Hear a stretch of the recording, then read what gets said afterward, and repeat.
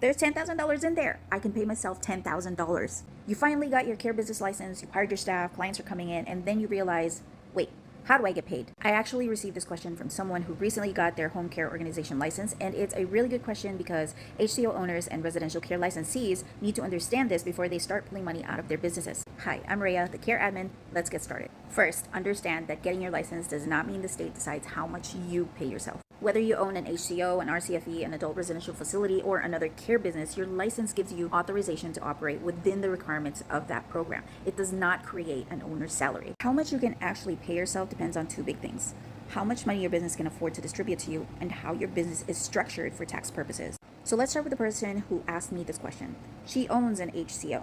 Her agency may collect money from clients from home care services, but that money coming into the business is not automatically her paycheck. She still has caregiver to pay. There may be payroll taxes, workers' compensation, insurances, caregiver training, scheduling and payroll software, marketing, bookkeeping, licensing expenses, and then there's the overhead.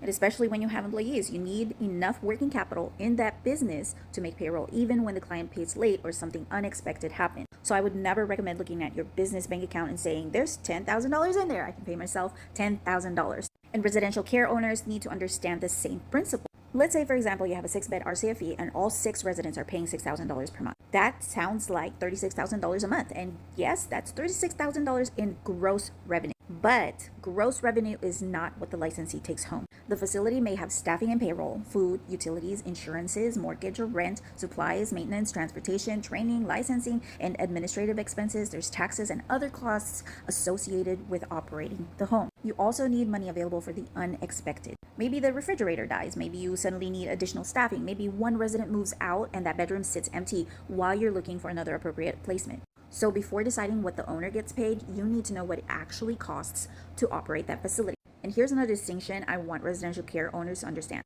Being the licensee, being the administrator, and being an employee of your company are not necessarily the same role. You might own the company and hire a qualified administrator to operate the facility, or if you meet the applicable requirements, you may serve in operational roles yourself. But owning the business doesn't mean every dollar remaining in the business account becomes your salary. So how does the owner actually get paid? This is where your business structure matters. Depending on how your company is organized and taxed, you might receive an owner draw, payroll, wages, distributions, guaranteed payments, or some combination that is appropriate for your particular business. For example, an owner working in an S corporation has different tax considerations than someone operating a single member LLC taxed as a sole proprietorship.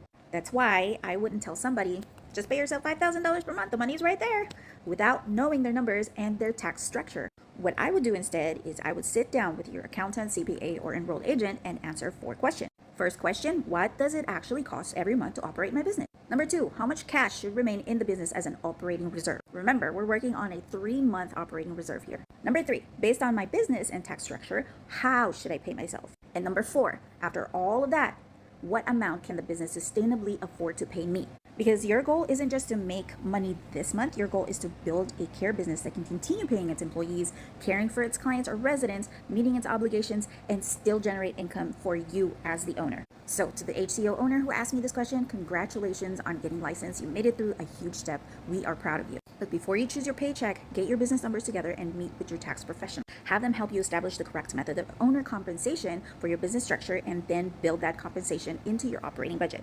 And for my residential care licensees, don't confuse your facility's monthly revenue with your personal income. Those are 2 very different numbers. That's why you have a business account. I hope this helped. I'm Rhea, the care admin. I'll see you next time.